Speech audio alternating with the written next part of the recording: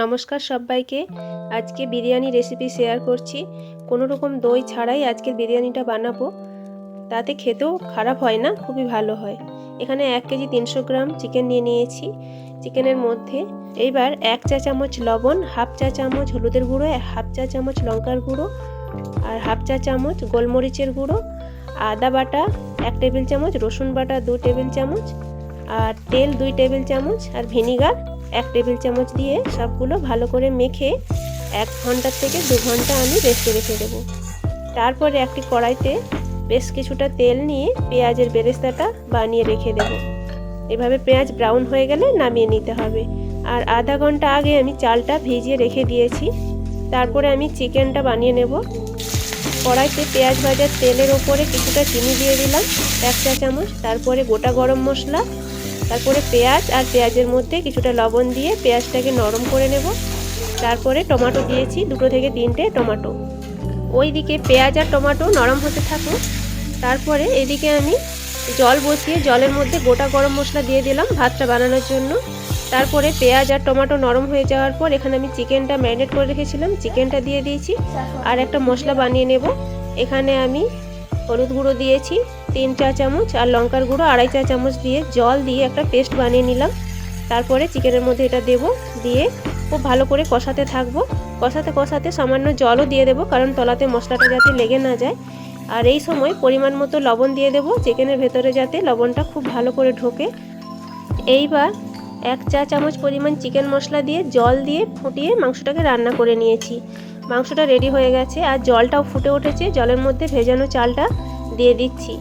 আর এই চালটা আমি 80 থেকে 90% রান্না করে নেব, তারপরে নামিয়ে রাখবো। এইদিকে একটা চাটনি বানিয়ে নেওয়ার জন্য আমি 3 থেকে 4টে টমেটো নিয়েছি, হাফ করে কেটে নিয়ে তেলের মধ্যে ভেজে নিচ্ছি। আর 3 থেকে 4টা রসুনের কোয়া এবারে কেটে কেটে দিয়ে দিয়েছি। খুব ভালো করে ভেজে নেব ঢাকা দিয়ে দিয়ে। ভালো করে ভাজা হয়ে গেলে নরম যখনই হয়ে যাবে, ওপরে টমেটোর এই ছালগুলো ফেলে দেব। ফেলে দেওয়ার পর ঠান্ডা হয়ে গেলে একটি মিক্সিং জারে নিয়ে নিচ্ছি। এইবার দিয়ে দিচ্ছি 1 মুঠো পরিমাণ ধনেপাতা। এইবার দিয়ে দিচ্ছি 5টা কাঁচা লঙ্কা, পরিমাণ মতো লবণ আর 1 চা চামচ জিরা আর কিছুটা জল দিয়ে এটার একটা সুন্দর পেস্ট বানিয়ে নিয়েছি। এবার চাটনিটা রেডি হয়ে গেছে। ওপর দিয়ে কিছুটা লেবুর রস দিয়ে দিচ্ছি। চালটা এইভাবে 80 থেকে 85% আমি রান্না করে নিয়েছি। অল্প একটু বাকি থাকবে, সেই হিসাবে রান্না করে নিতে হবে। চালটার জলটাও আমি বের করে নিয়েছি। এইবার একটি বড় পাত্র নিয়েছি, যেটাতে আমি বিরিয়ানিটা দমে বসাবো। 1 টেবিল চামচ ঘি পুরোটাই লাগিয়ে নিলাম। এরপরে দিয়ে দিচ্ছি কিছুটা চিকেন আর চিকেনের কারি। তারপরে আমি ভাতটা স্প্রেড করে নেব। ভাতটা 2 থেকে 3 হাতা ভালো করে স্প্রেড করে নিয়েছি সমান সমান করে। তারপরে আবার একটা চিকেনের লেয়ার দেব। আজকের বিরিয়ানিটা মিঠা আতর, কেওড়া জল আর দই ছাড়াই বানালাম। আর ওপর দিয়ে আবার 2-3 হাতা ভাত দিয়ে এভাবে সমান করে নেব। এই সমানটা করে নিতে হবে, না হলে মাঝখানটা উঁচু হয়ে থাকবে, দেখতে ভালো লাগবে না। তারপরে আবারও একবার চিকেন দিয়ে নিচ্ছি। 3 লেয়ারে চিকেন দেওয়া হয়ে গেল। আর ওপরের লেয়ারে ভাতটা দিচ্ছি, ভাতটাও 3 লেয়ার হয়ে গেল। ভাতটা যতগুলো ভাত আছে সবগুলো সুন্দরভাবে ছড়িয়ে স্প্রেড করে দিয়ে দিতে হবে। এখানে আমি 1 টেবিল চামচ ঘি দিয়ে দিচ্ছি ওপর দিয়ে।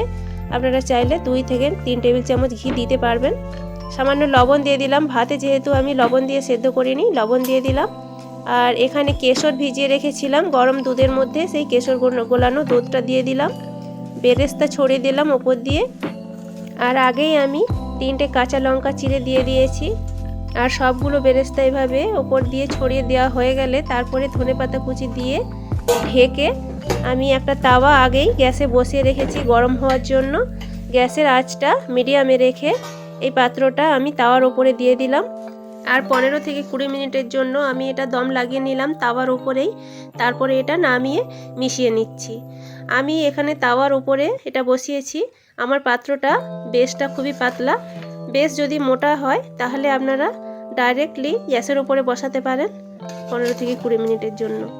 এইভাবে কেওড়া জল আর মিঠা আতর ছাড়াই বিরিয়ানিটি আমি বানিয়ে নিলাম। অনেক অনেক ধন্যবাদ বন্ধুরা। ফিরে আসছি পরের অন্য কোনো ভিডিওতে।